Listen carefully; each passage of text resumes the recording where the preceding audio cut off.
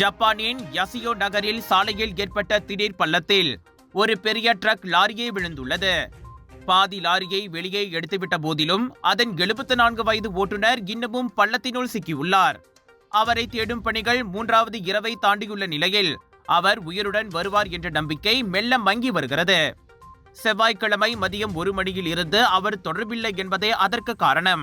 செவ்வாய்க்கிழமை காலை நெரிசல் நேரத்தில் டோக்கியோவுக்கு வடக்கே சுமார் 30 நிமிட பயண தூரத்தில் உள்ள யசியோ நகரில் உள்ள ஒரு சாலை சந்திப்பில் நிலம் அமிழ்ந்து அந்த ட்ரக் லாரியை விழுங்கியது. தொடக்கத்தில் சுமார் 10 மீட்டர் அகலமும் 6 மீட்டர் ஆழமும் கொண்டதாக இருந்த அந்த திடீர் பள்ளம் பின்னர் அருகில் ஏற்பட்ட மற்றொரு பள்ளத்தோடு இணைந்து விரிவடைந்து விட்டது.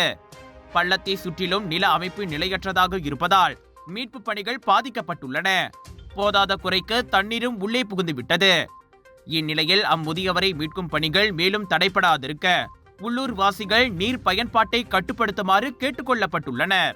பள்ளத்தில் கழிவுநீர் கசிவு ஏற்படுவதை தடுக்க குளித்தல் மற்றும் துணி துவைத்தலுக்கான தண்ணீரை இயன்றவரை குறைக்குமாறு ஜப்பானிய அதிகாரிகள் 1.2 பில்லியன் யசியோ மக்களை கேட்டுக் கொண்டுள்ளனர்.